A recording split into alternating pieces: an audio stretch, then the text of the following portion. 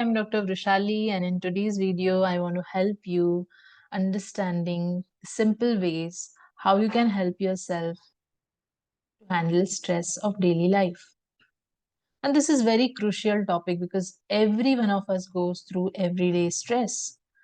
And sometimes we choose to suffer.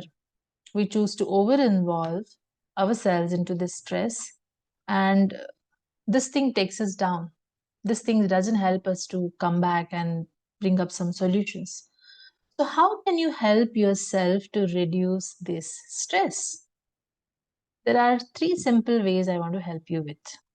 First thing is make a list of where these things are coming from, these stressful things are coming from. And for that, you should be ready with the current stress factors, current stress issues you are going through. So grab a pen and paper and write down which are the stressful situations you are going through right now. Make a list of that and pick up one so that it will be easy for you while going through this video. It will be easy for you to actually come to some solution. So number one thing is, which are the stress issues these days and really disturbing you, interfering with your daily routine. And this stress issue can be because of some career or work or study, or it can be because of some relationship issue, family issue, or something at home. It can be because of some financial reason or debt or pressure to give someone money or take money or whatever. It can be because of health issues, financial, physical health, mental health. Because of these things, you are stressed. So, reason can be anything, but be specific which is really troubling you these days. Once you know that these are the stress issues you are going through, then you will write down what are the causes for this, why this is happening to you. Here, I would like to give you an example. Suppose increasing weight is your stress factor these days, which comes under the health, right? Physical health. So, if this is the stress issue these days, and because of this weight gain, you are not able to get good workout, or you are not able to get feel energetic, or you are not able to focus on your work. Many areas of your life are getting affected because of weight gain. This is the example. So this is the reason for stress. Now write down that where this is coming from, this weight gain problem, where this is coming from. Somewhere this is coming from, right?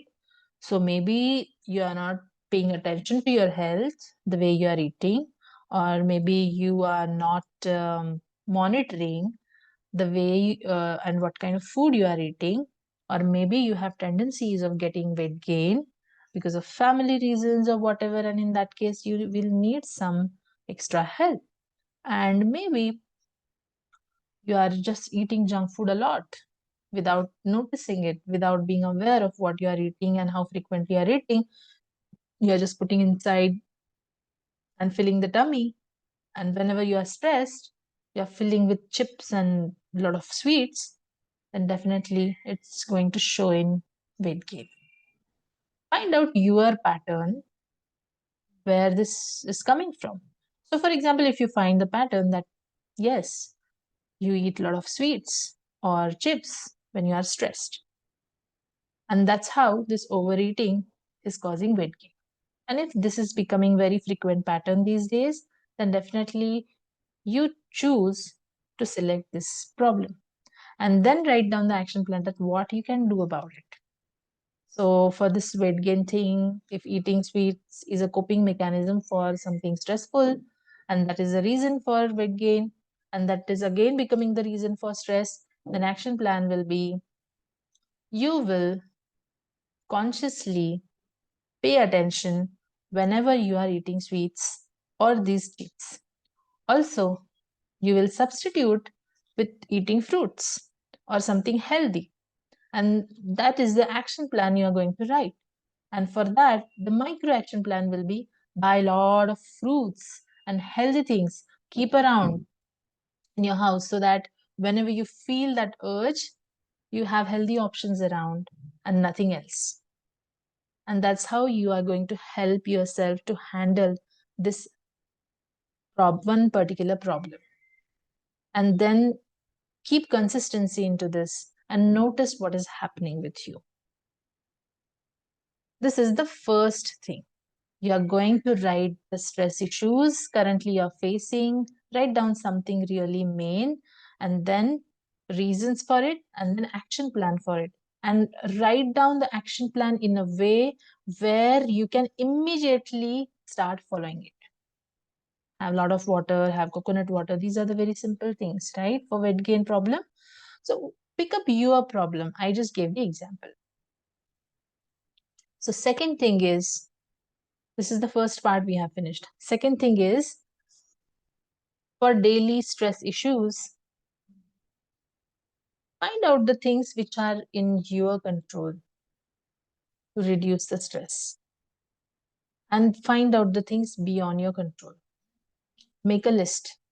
In one paper, you make 2 columns. In one column, you are going to write, for this particular stress, these are the things which are in my control, and something is beyond your control. So, for example, at workplace, if stress caused by some senior or a boss, you can't do anything about it, but just listen to it, because if you are an employee, you just have to listen to it, right? So acceptance will help you in that case, because that is something beyond your control. Whether that person should shout at volume 5 or volume 10, that is something really beyond your control. But if something really hurts you or irritates you, definitely you can convey your personal boundaries in a polite manner, and that's how you can save yourself. Conveying boundaries can help you when things are beyond your control. Acceptance can help you when things are really beyond your control. And where things are in your control, there your action plan goes. You have to start writing steps where you will, from one step to next step, there will be action. So that things which are really in your control, you have taken action for that and you have tried to solve that. And once you come to, solving that and coming to some conclusions, your stress level is going to reduce, because now your focus is very, very realistic, because you're focusing on something you can do about, something which is really in your control, in your hand, and you can do something about it.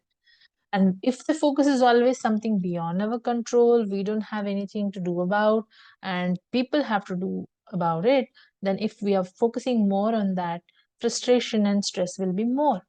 But if the same focus is on yourself and what you can do about this stress, whatever things are in your control, if you are taking responsibility to work on these things, definitely something is going to change, and that will really help you. Before moving to number 3, I would request you to subscribe this channel so that you will get such informative videos, and keep listening these videos, because these are the videos which bring change into your life. If you bring one small change into your stressors and that is going to help you, then why not to invest your time into such educative videos? So my suggestion is, please subscribe and share with your friends who need this, so that they will also get help about how they can handle their stress of daily life. Thank you for subscribing, and move to the next step, self-compassion. So in first step, we have seen that you are going to write down the current stressors. Then you are going to write down the causes of the stressors and what are your very, very minute action plans, where definitely you are going to work on them, and possibly today itself you are going to do something about it. Second step is things within your control while handling the stress. You are going to focus on that, and you're going to accept things which are beyond your control. But before that, you have to list down those things which are beyond your control. And number third is practicing self-compassion. Recently I heard interview of Dr. Gabor Mate, and he was talking about compassion, and there are different levels of compassion, and it was really amazing to listen to him. He speaks about compassion and trauma healing in a very, deep and vast manner, and that's really helpful.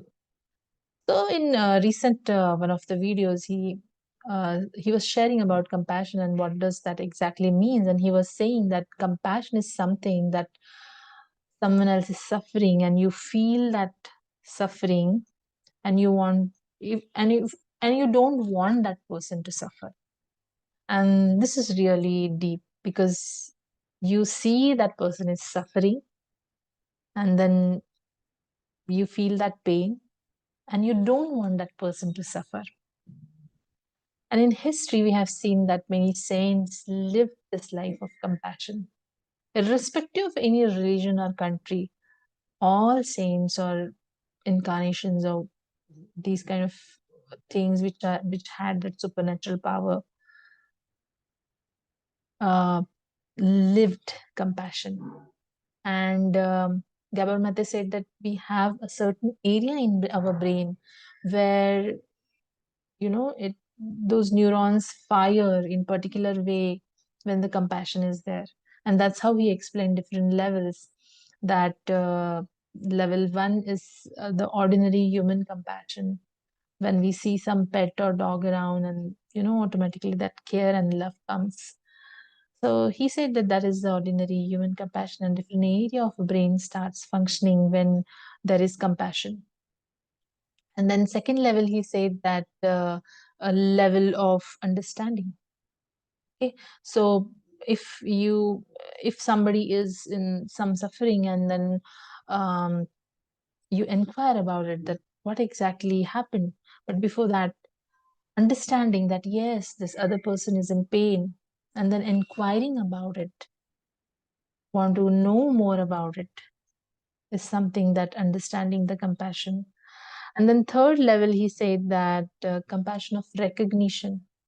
And then he gave the example that he was treating drug addict patients in Canada, and while doing a lot of work on them, and when he saw that people were suffering with a lot of heroin consumption and multiple drug abuse, and the life they were living was miserable, and then he said that they were coping with the drugs for their pain, and we do the same thing.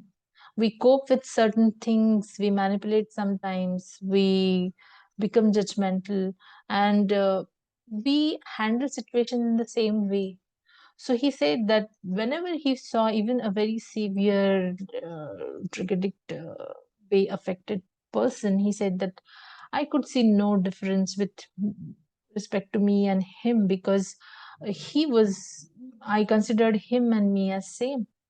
I do the same things in a very different manner, and which are socially acceptable maybe, but there is no difference in suffering and then coping. So he said that that is the compassion of recognition, that this is he said that I don't see myself different from you. That is what compassion of recognition. Number fourth is compassion of truth. He said that sometimes what happens that after asking questions, the person do not want to visit the truth, because there is a fear that again pain will come or the sadness will come. But he said that sometimes reaching to the truth, the person feels liberated, because truth is very powerful. Truth can show you exact ways that what should be done next. And um, seeing the truth is very important. And that is the compassion of truth. And then he said that compassionate possibility. What is that fifth level of compassionate possibility?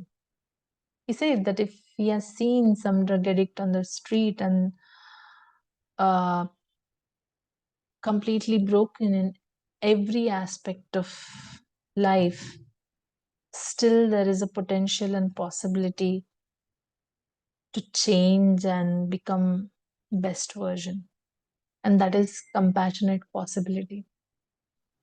So he said that he's aware of that possibility, therefore, he called it as the compassionate possibility. And this is very important to have this compassionate possibility if somebody wants to bring change.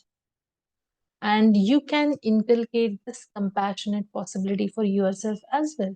If you are emotionally broken, or this everyday stress is causing some suffering into you, and you feel like disintegrated completely, that time, this compassionate possibility that yes, there is a possibility to change again and rise to the highest potential and highest capacity of that person.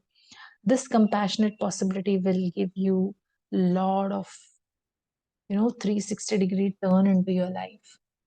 Practicing self compassion, once you start choosing that I feel myself in pain and I don't want myself in pain, and choosing not to be in pain, and finding that those, you know, compassionate ways to help yourself, is like practicing self compassion. And there are different guided meditations available. Uh, and you can go through these guided meditations. Definitely, this is going to help you. Practice these self compassion meditations as much as possible, so that this awareness will come into yourself that you deserve this compassion, you deserve this kindness, and give that assurance to yourself. You will feel a difference. And once you are practicing that self compassion for yourself, then you can spread this compassion towards others. So, by practicing compassion, you're choosing not to suffer, and you're choosing to love yourself irrespective of whatever is in your life or whatever is happening.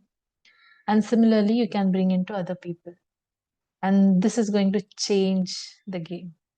This is going to change your surroundings, because you will be vibrating with positivity for yourself, and the same positivity you will transfer to others, and then stress will be dissolved like anything. This is very deep and powerful, and once you practice, you will understand the significance of this. So, these are the three things which we discussed today. I hope this helps you, and keep practicing self compassion. Keep revising the list of your stressors and which are the things in your control, where the stress is coming from, what you can do about it. Make the very nice implementable action plan where you will feel like doing it, and just do it, because that's what you can do. And I hope this really helps you, inspires you, and keep inspiring others. Stay amazing and help others. Thank you very much.